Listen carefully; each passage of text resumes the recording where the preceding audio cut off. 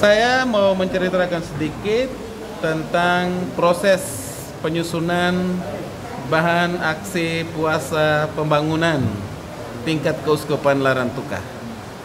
Saya Romo Franciscus Kuelaga saat ini dipercayakan oleh Bapak Uskup yang mulia Monsinyur Franciscus Kopongkung menjadi Ketua Komisi Kateketik.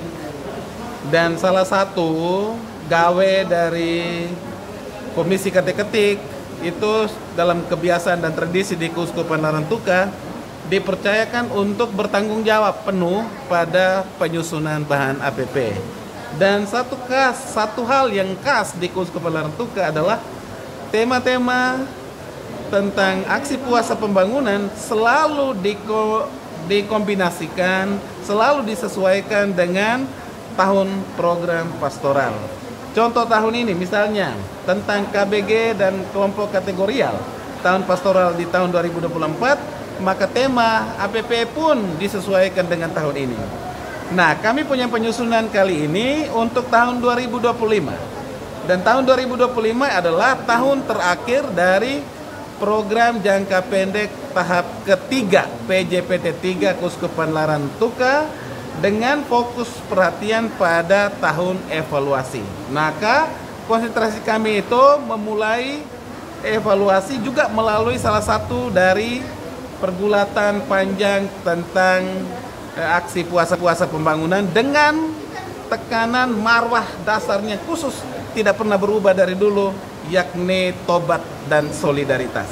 Jadi kami mau menggabungkan tahun program pastoral dalam refleksi dan permenungan bersama umat, tetapi dengan satu dasar pijak yang tidak pernah berubah, yakni tobat dan solidaritas, termasuk di dalamnya adalah subsidiaritas. Itu yang menjadi kebiasaan. Dan penyusunan kali ini dan seperti juga kemarin-kemarin selalu melibatkan banyak pihak, dan pihak sentral untuk soal penyusunan bahan APP ini ada pada para imam, kami sebut Pepimdila. Pepimdila itu Perhimpunan Imam Muda Dioses Larantuka yang beranggotakan para imam di bawah usia imamat di bawah 10 tahun, dan juga untuk kongregasi-kongregasi religius yang bergabung di Keuskupan Larantuka. Untuk mereka yang baru datang, imam-imam walaupun sudah lebih dari 10 tahun imamat,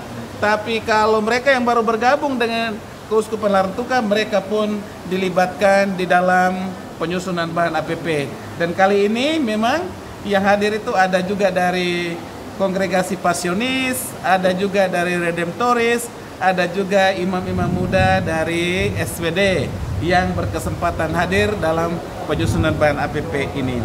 Dan ini menjadi satu kebiasaan yang luar biasa, yang juga menjadi satu pelajaran ongoing formation untuk para imam muda dan untuk kami sekalian yang terlibat di dalam proses ini. Menikmati sekali, walaupun dengan acara yang begitu padatnya, dengan presentasi, perdebatan, dialog, diskusi yang panjang lebar, tapi inilah proses belajar kami yang saya rasa secara pribadi luar biasa. Sejak saya juga menjadi imam masuk di Dioses Larantuka ini, menikmati sekali proses ini. Dan salah satu yang kita tidak pernah lupakan adalah proses ini juga, penyusunan bahan APP ini juga melibatkan guru-guru agama, para katekis. Karena apa? Karena mereka itu lebih tahu tentang apa hal-hal praktis yang terjadi di lapangan, di KBG atau di kelompok-kelompok kategorial. Mereka itulah garda terdepannya dalam proses katekese, proses bina iman anak, proses ibadat di KBG, atau juga pendidikan agama Katolik untuk sekolah lanjutan yang mengambil tema khusus tentang tahun pastoral yang kami gabungkan di dalam aksi puasa pembangunan.